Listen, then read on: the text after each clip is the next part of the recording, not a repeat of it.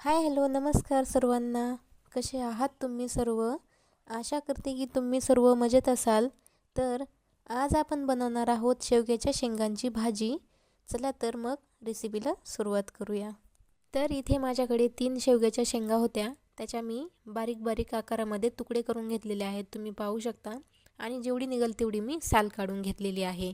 आणि इकडे मी भाजून घेतलेले होते कांदा, धने आणि खोबरं. तर मी त्याची पेस्ट काढून घेतलेली आहे वेगवेगळी. आणि कोथिंबीरसुद्धा चिरून घेतलेली आहे.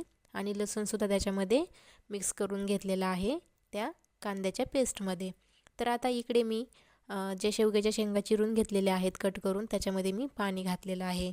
तर आता इथे मी गॅस चालू करून त्याच्यावरती पातेलं ठेवलेलं आहे. पातेल्याच्या ऐवजी तुम्ही दुसरं कोणतंही भांडं वापरू शकता. तर मी इथे कढीपत्ता घेतलेला होता, तो मी सांगायचा विसरले म्हणून तुम्हाला सांगते परत. तर मी आता याच्यामध्ये तेल घातलेलं आहे 2 ते 3 पळ्या.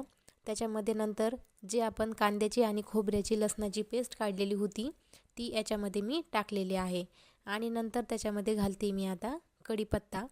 तर कढीपत्ता हा पण आपल्याला एकदम कमी गॅसवरतीच आपल्याला हा त्याच्यामध्ये फोडणीमध्ये परतून घ्यायचा आहे. आणि नंतर त्याच्यामध्ये आपल्याला जी लसणाची आणि खोबऱ्याची पेस्ट बाजूला काढलेली होती ना, ती पेस्ट त्याच्यामध्ये टाकायची आणि एकदम कमी गॅसवरतीच आपल्याला ते परतून घ्यायचं आहे. एवढी काळजी घ्यायची आहे की फुल गॅस नाही करायचा, कारण की सुरुवातीलाच जर फुल गॅस केला तर हे सगळं आपलं करपलं जातं. त्यामुळे आपल्याला काय करायचं आहे, एकदम कमी गॅसवरतीच लो गॅसवरतीच आपल्याला हे परतून घ्यायचं आहे. आणि त्याच्यामध्ये मी थोडीशी आत्ता सुरुवातीला थोडी कोथिंबीर घालते, जेणेकरून काय होतं कोथिंबीर पण थोडी परतली जाते आणि भाजीला ही टेस्ट ही खूप छान येते. तर आता याच्यामध्ये आपल्याला घालायच्यात कट केलेल्या शेवग्याच्या शेंगा. तर मी एकदा स्वच्छ धुवून त्या शेवग्याच्या शेंगा फोडणीमध्ये घालत आहे.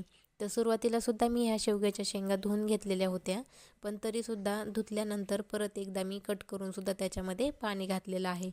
तर तुम्ही पाहू शकता त्याच्यामध्ये फोडणीमध्ये मी शेंगा टाकून मिक्स करून घेतल्या. आणि नंतर त्याच्यामध्ये नमक घातलेलं आहे थोडंसं, कारण की आता नमक घातलं तर काय होतं, शेंगाची टेस्ट ही खूप छान लागते. त्यामुळे शेंगा ह्या चवदार लागतात खाण्यासाठी.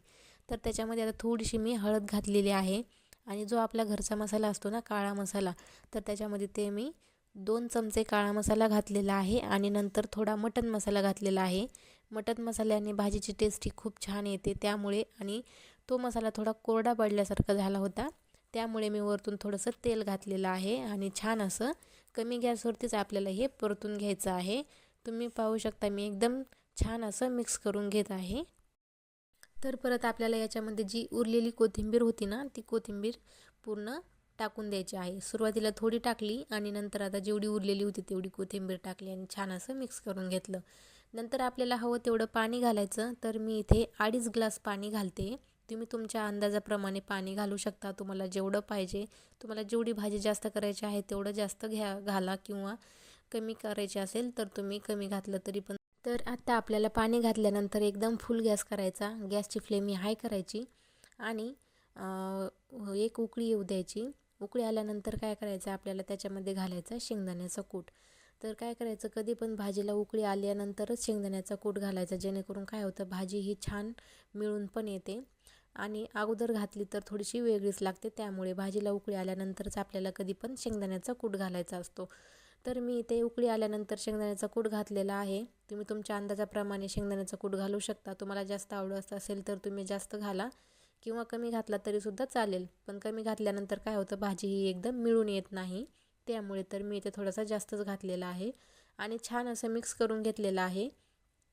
आणि लो टू मिडियम फ्लेमवर आपल्याला ही भाजी शिजवून घ्यायची आहे. तर तुम्ही पाहू शकता किती छान अशी तर्रीसुद्धा आलेली आहे आपल्या भाजीला, आणि शेंगासुद्धा छान अशा शिजलेल्या आहेत. तर आजच्या शेवग्याच्या शेंगांच्या भाजीची रेसिपी तुम्हाला जर आवडली असेल तर नक्कीच लाईक करा, शेअर करा आणि कमेंटसुद्धा करा.